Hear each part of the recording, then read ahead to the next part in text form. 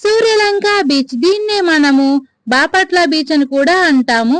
ఇది ఆంధ్రప్రదేశ్ లోని గుంటూరు జిల్లాకి దగ్గరలో ఉన్న బాపట్ల జిల్లాలో అయితే ఉంది. ఇది గుంటూరు నుండి 54 కిలోమీటర్లు, తెలంగాణ స్టేట్ లో ఉన్న హైదరాబాద్ నుండి అయితే 300 కిలోమీటర్ల దూరంలో అయితే ఉంది. ఈ బీచ్ కి చేరుకోవడానికి రైలు మార్గము, బస్సు మార్గము కలదు. ఈ బీచ్ కి వెళ్లే మార్గ మధ్యంలో ఎయిర్ ఫోర్స్ స్టేషన్ ని మనం బయట నుండి అయితే చూడవచ్చును.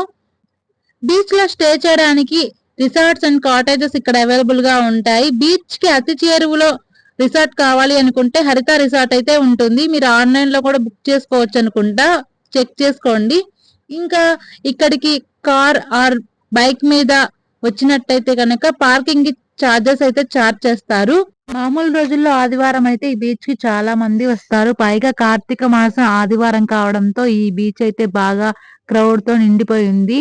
ఇక్కడ చూసారా ఫ్లెక్సీలు మొత్తం కార్తీక పౌర్ణమి శుభాకాంక్షలు అని చెప్పి బాగా అయితే అరేంజ్ చేశారు. ఈ హడావిడి అయితే ఒక చిన్నపాటి తిరణాల లానే ఉంది. కార్తీక మాసంలో అయితే ఈ తారకేశ్వర స్వామి టెంపుల్ ని అయితే ఓపెన్ చేశారు. ఈ వీడియో ఎండింగ్ దాకా అయితే మీరు చూడండి. మిడిల్ లో అయితే తారకేశ్వర స్వామి టెంపుల్ ని నేను వీడియో తీసి అప్లోడ్ చేశాను. చూసారా ఈ క్రౌడ్ ఎంత మంది ఉన్నారో. ఇంకా ఇక్కడైతే నార్మల్ డేస్ లో ఉన్న షాప్స్ అండ్ స్టాల్స్ కంటే కూడా చాలా రకాల స్టాల్స్ అయితే ఓపెన్ చేశారు.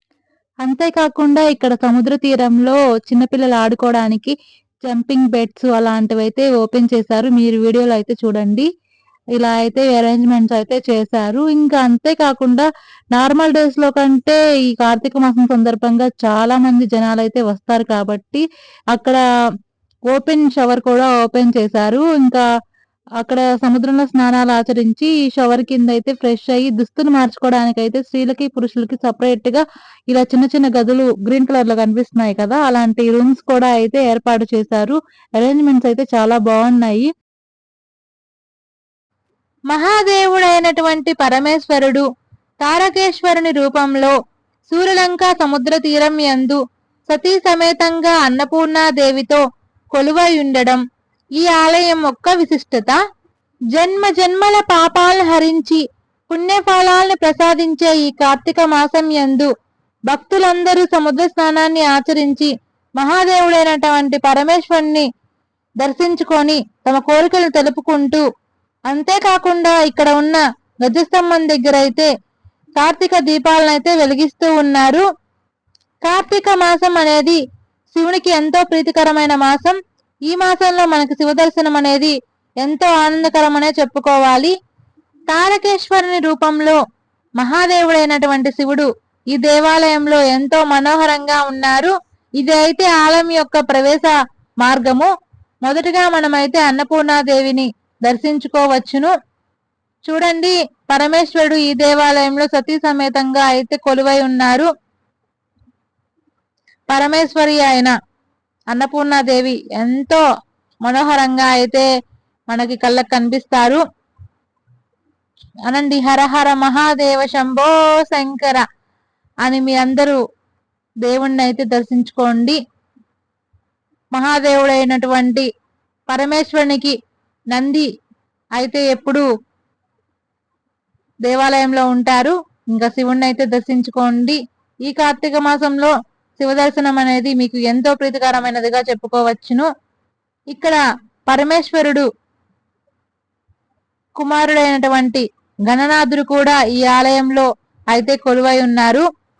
సదాశివుడైనటువంటి పరమేశ్వరుణ్ణి అందరూ లింగ రూపంలోనే ఎందుకు పూజిస్తారో తెలుసా?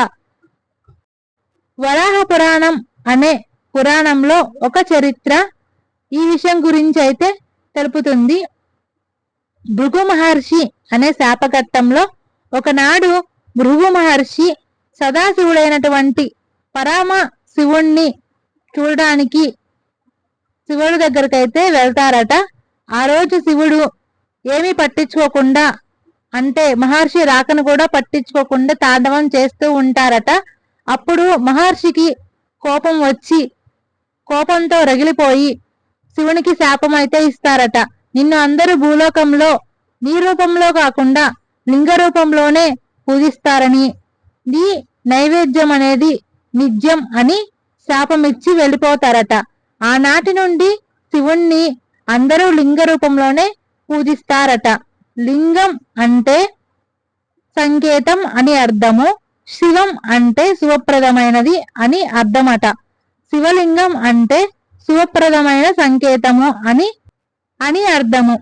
ఇక్కడ తారకేశ్వరుని దేవాలయంలో గజస్తంభం దగ్గరే కాకుండా భక్తులు సముద్ర తీరం యందు ఇసుకని శివలింగంగా మలిచి దాని ముందైతే దీపాలను వెలిగించారు. కార్తీక మాసంలో కార్తీక దీపానికి ఎంతో ప్రత్యేకత అయితే ఉంది. ఇంటి ముందే కాకుండా శివాలయాల్లో శివ ఆలయ ప్రాంగణంలో దీపాలు వెలిగించినట్టయితే వైకుంఠ ప్రాప్తి పొందవచ్చును అని పురాణాల్లో అయితే పేర్కొంటున్నారు.